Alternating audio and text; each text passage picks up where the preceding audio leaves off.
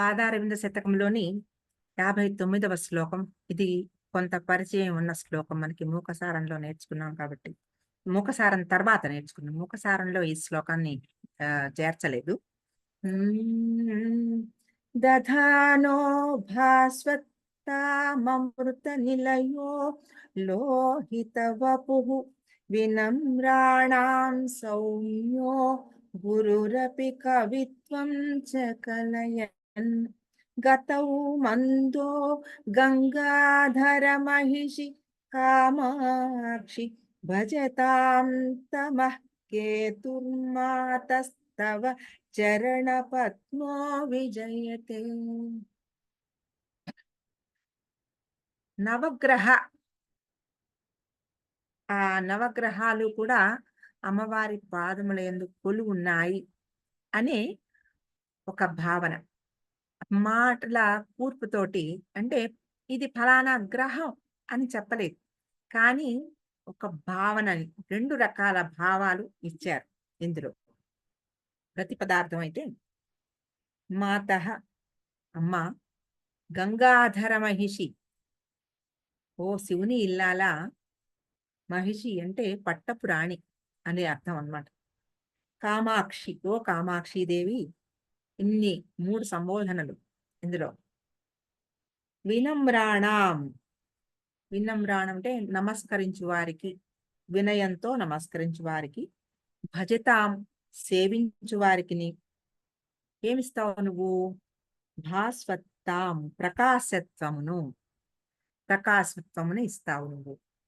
అంటే ఈ భాస్వత్తాం అంటే భాస్కర, భాస్వత్వమును అంటే సూర్యుడికి సంబంధించిన, అక్కడ సూర్యుడు. దధానః ధరించున్నది. తర్వాత అమృత నిలయ, అమృతమునకు నిలయం. అమృత నిలయం ఎవరు? చంద్రుడు. తర్వాత లోహిత వపుః, ఎర్రని ఆకృతి గలది, అంటే అంగారకుడు, అంటే కుజుడు. ఇక్కడ అమృత నిలయ అన్నప్పుడు అమృతమునకు నిలయము ఏమిటి? అమ్మవారి పాదములు. అమ్మవారి పాదములు వెలుగు ప్రకాశత్వాన్ని ఇస్తాయి, అమృతానికి నిలయం. అలాగే ఎర్రని ఆకృతి గలవి. ఇవన్నీ పాదాలకి సంబంధించిన మామూలు ఒక అర్థం. ఆ లోహిత వపుః అన్నప్పుడు ఎర్రని ఆకృతి, ఎర్రని శరీరము అంటే అంగారకుడు అన్నమాట, కుజుడు. తర్వాత సౌమ్య, శాంతమైనది. పాదములకి అది ఆ ఇదిగా స్వభావము సౌమ్యమైనది. ఇక్కడ సౌమ్యుడు అంటే సోముడు, అంటే చంద్రుడు. ఈ చంద్రుని యొక్క కుమారుడు బుధుడు, బుధ గ్రహం. అందుకే బుధుడిని సౌమ్యుడు అంటారు. కాబట్టి ఇక్కడ అమ్మవారి పాదములకి శాంతమైన ఆ సౌమ్య, అది బుధుడు. ఆ బుధ గ్రహం ఇక్కడికి వచ్చింది శాంతం అని చెప్తూ, అంటే బుధుడు శాంతమైన వాడు అనమాట. అలాగా. తర్వాత గురువు, గొప్పది. గురువు అంటే చాలా గొప్పది అని అర్థం. గురుత్వము ఇక్కడ బృహస్పతి, గురుగ్రహం బృహస్పతి.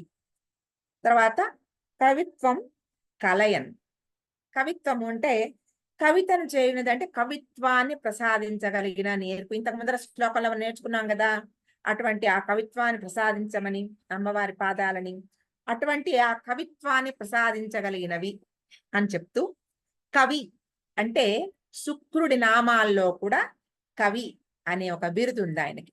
కాబట్టి ఆ కవి అనగానే ఇక్కడ శుక్రుడు అంటే ఆ దానవ గురువు. తర్వాత అపిచ, మరియు గతౌ నడక యందు, మందహ మందత్వం గలది. అంటే అమ్మవారి నడక, నడత రెండు కూడా మందం. అటువంటి గజగమన అంటారంటే మందమైన నడక, మందము మాంద్యము గలది. అంటే మందహ అంటే శని కూడా. శని 30 ఏళ్ళు పడుతుంది ఒక ప్లానెట్ నుంచి ఇంకొక ప్లానెట్ కి మారేందుకు. అన్నిటిలోకి చాలా స్లో మూమెంట్ శనిదే. కాబట్టి శనేశ్వరుడు. తమహ చీకటిని, ఇక్కడ తమహ అంటే రాహువు. తర్వాత కేతుహు. కేతువు అంటే పోగొట్టునది అని అర్థము. ఇక్కడ కేతువు ఇక్కడ. ఆ కేతు అనే పదంలో కేతు మాట వచ్చింది కాబట్టి పోగొట్టునది అని, తర్వాత కేతు గ్రహం సంబంధించినది. తవ నీ యొక్క చరణ పద్మః పాదకమలము విజయతే సర్వోత్కర్షముగా వర్ధిల్లుచున్నది. అంటే అమ్మవారి పాదధ్యానము చేసినందువలన ఇన్ని గ్రహాల అనుకూలత, ఆ గ్రహాలు ఏమీ చేయలేవన్నమాట. ఎందుకంటే అవన్నీ కూడా అమ్మవారి పాదానుగ్రహానికి లోబడే నడుస్తాయి అవన్నీ. కాబట్టి భగవంతుడి అనుగ్రహం ఉంటే ఈ గ్రహాలు ఏమీ చేయలేవు. శివ నక్షత్రమాలలో శంకరాచార్యుల వారు కూడా 108 నామాలతోటి ఆయన ఆ శివ నక్షత్రమాల రాశారు. 27 శ్లోకాలు. ఒక్కొక్క శ్లోకానికి 4 పాదాలు. అంటే నక్షత్రానికి ఉండే 4 పాదాల్లాగా 27 నక్షత్రాలకి సంబంధించి 108 నామాలు, 108 పాదాలతోటి 27 శ్లోకాలు రాశారు. ఆ ప్రతి పాదానికి చివర నమఃశివాయ వస్తుంది. అంటే ఆ శివ నామజపం చేసినప్పుడు ఏ నక్షత్రానికి వారి వారి గ్రహాల ఏ ప్రతికూలత, అనుకూలత ఏవో ఉంటాయి కదా ఇబ్బంది. అటువంటి ఏ గ్రహము కూడా ఇబ్బంది పెట్టకుండా అనుకూలతని ప్రసాదిస్తాయి ఈ నక్షత్రమాల. శివ నక్షత్రమాల చేస్తే ఎవరికీ కూడా ఎటువంటి గ్రహ పీడలు ఉండవు అని అందులో శంకరాచార్యులు వారు ఇచ్చారు. అలాగే అమ్మవారి పాదాలకి కూడా అటువంటి గొప్ప శక్తి ఉంది. ఆ పాదాల దగ్గరే ఎన్ని గ్రహాల అన్నీ కూడా అమ్మవారి నుంచి ఉద్భవించినవే. ఇవన్నీ కూడా జీవి యొక్క వారి వారి సంస్కారాలను బట్టి ఆ గ్రహాలు కొంత ఇబ్బందిని కలిగిస్తూ ఉంటాయి. గ్రహాలు ఇబ్బంది కలిగించడం అంటే ఏంటి? ఒక సాధన మార్గంలో నడిపించడం, ఒక డిసిప్లిన్ చేస్తాయి. తల్లిదండ్రులు ఎలాగైతే పిల్లల్ని ఒక మార్గంలో నడిపించడానికి కొంత సామధాన భేద దండోపాయాలు ఉపయోగిస్తారో, అలాగే ఈ గ్రహాలు కూడా కొంత కొంత ఇబ్బందిని కలగచేస్తాయి. మన పాత సంస్కారాలను బట్టి, మన కర్మ అనుసారంగా ఆ సమయంలో మనకి కొంత పుణ్యబలం అవసరం అవుతుంది. అంటే సాధన, సేవ ఇలాంటివి చేసినందువలన మనకు ఉండే కొంత ఆ ప్రతికూలత పోయి అనుకూలత వస్తుంది. అందుకే ఈ గ్రహాలు మనని ఇబ్బంది పెడతాయి తప్ప గ్రహాలకి మన మీద ఎటువంటి శత్రుత్వము లేదు. గ్రహాలు మనని మంచి దారిలో నడిపించడానికే. శని వచ్చిందమ్మో ఏలినాటి శని వచ్చిందంటే 7.5 ఏళ్ళు చాలా కష్టపెట్టేస్తాడని ఒక భయము, ఒక బెంగ. ఏలినాటి శని ప్రవేశిస్తోంది అనంగానే అమ్మో ఏం చేస్తుందో ఇది రెండోసారి, మూడోసారి ఇలా నానా రకాల కంగారు భయపడిపోతూ ఉంటారు. శని చాలా డిసిప్లినేరియన్. చాలా ఒక డిసిప్లిన్‌లో మీరు పద్ధతికి అలవాటు పడిపోయి ఆ రకమైన మీరు పనులు చేస్తూ ఉంటే శని అంత మంచి గ్రహం ఇంకోటి లేదు. అలాగే ఏ గ్రహమైనా కూడా ఏ ఈ ఏ జీవిని కూడా ఇబ్బంది పెట్టడం ఆ గ్రహం యొక్క లక్షణం కాదు. కానీ ఒక్కొక్క గ్రహ పరిస్థితి ఉన్నప్పుడు కొన్ని పీడ చీడలు అనుభవిస్తూ ఉంటారు. దానికి తగిన కొంత జపం చేసుకుంటూ ఉంటే వాటి నుంచి బయటపడతారని చెప్తూ ఉంటారు. వీటన్నిటినీ కూడా తోసిరాజనగలిగినది అమ్మవారి పాదధ్యానం. అటువంటి పాదధ్యానం చేసినప్పుడు అమ్మవారి పాదాలే ఆ గ్రహ పీడల నుంచి ఆ జీవిని రక్షిస్తాయి అని. భాస్వాన్ అనగా అంటే సూర్యుడు అని అర్థం. అంటే ప్రకాశం గలవాడు అని అర్థం. అమ్మవారి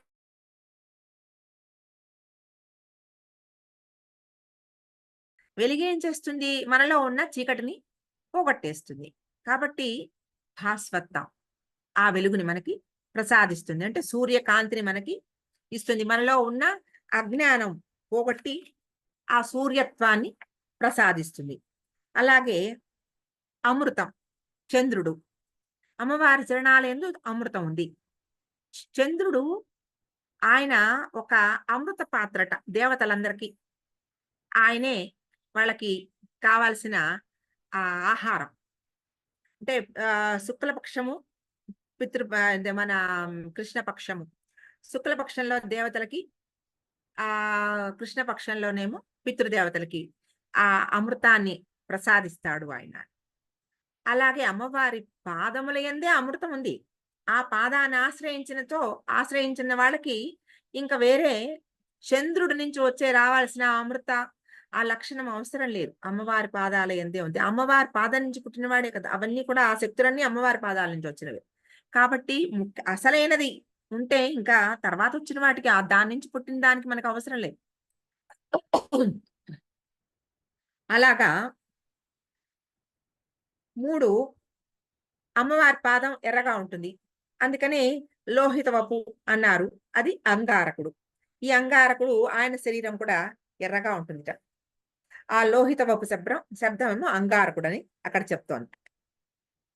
ఆ అంగారకుడు చాలా చాలా వేడి, అంటే అగ్ని సంబంధంట ఆ అంగారకుడు. అటువంటి ఎరుపు మనిషికి కావాల్సిన ఒక అగ్నితత్వం ఏమిటి? లోపల నుంచి చెయ్యాలి అనే ఒక తీవ్ర సంకల్పం. లోపల నుంచి కావాల్సిన ఒక తీవ్ర సంకల్పం కావాలి. అది అగ్ని. ఆ లోపల ఉన్న ఆ వేడి అన్నమాట. పని చెయ్యాలని ఒక సంకల్పం, తీవ్ర సంకల్పం అన్నమాట. తీవ్రమైనది. అది అంగారకం. తర్వాత సౌమ్య. సౌమ్య శబ్దం ఏంటి? శాంతం. సౌమ్యుడు అంటే శాంతం. ఈ బుధుడు అని చెప్పుకున్నాం. ఈ బుధత్వం ఇచ్చేది ఏంటంటే సౌమ్యత్వం. అమ్మవారి పాద ధ్యానంతో ఒక శాంతం మనసులో ఉద్భవిస్తుంది. కాబట్టి ఆ బుధత్వం. 5 అమ్మవారి చరణంలో గురు. గు అంటే అంధకారం, రు అంటే పోగొట్టేది. అమ్మవారి పాదాలకి అటువంటి అంధకారాన్ని పోగొట్టగలిగిన శక్తి, ప్రకాశత్వం ఉందనుకున్న ముందరే సూర్యుడి చెప్పుకున్నప్పుడే ప్రకాశత్వం ఉంది కదా! అలాగే గురుత్వం కూడా. అంటే మనలో ఉన్న, జీవిలో ఉన్న, బయట ఆకాశం బయటంతా వెలుగు ఉన్నా లోపల ఉన్న అంధకారాన్ని మాపగలగాలిట. కాబట్టి ఆ లోపల ఉన్న అంధకారాన్ని పోగొట్టగలిగేది అమ్మవారి ఆ చరణాల్లో ఉన్న ఆ గురుత్వం. తర్వాత దేవతలకి గురువు బృహస్పతి. ఆయనే గురువు, దేవగురువు. తర్వాత 6 శుక్రుడు. శుక్రుడు రాక్షస గురువు. ఈ దేవగురువుకి శత్రువు ఆయన. ఆయనకి కవి అని పేరుంది. కాబట్టి ఆయన కవిత్వం. అమ్మవారి పాద ధ్యానం చేసిన వాళ్ళకి ఆ శుక్రత్వం. శుక్రుడి పీరియడ్‌లో రకరకాల ఈ ఫైన్ ఆర్ట్స్ వస్తాయని చెప్తారు. వాటి యందు ఆసక్తి, అవి నేర్చుకోవాలని చాలా ఆశ, నేర్చుకోగలిగిన సామర్థ్యము శుక్రదశలో వస్తుందని చెప్తారు. కాబట్టి అమ్మవారి పాద ధ్యానం చేస్తే అటువంటి ఆహ్, రకరకాల విద్యల యందు నైపుణ్యత వస్తుందన్నమాట.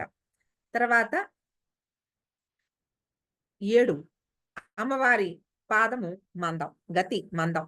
కాబట్టి అటువంటి లోపల ఉన్న మాంద్యం, బుద్ధి మాంద్యాన్ని పోగొట్టగలిగేది అమ్మవారి పాదధ్యానం. అంటే ఒక్క మాటతో 2 అర్థాలు చెప్తూ అటు గ్రహాల ఆహ్, శక్తిని కూడా అమ్మవారి పాదాలే కలిగి ఉన్నాయి కాబట్టి, అమ్మవారి పాద ధ్యానం చేస్తే ఇంక మీరు వేరే గ్రహ శాంతులు ఏమీ పొందక్కర్లా. అన్ని గ్రహాలు ఎప్పుడూ మీకు అనుకూలంగానే ఉంటాయి అని ఈ శ్లోకంలో ఆయన చెప్పారు. తర్వాత శనేశ్వరుడు మెల్లగా నడిచే గ్రహం.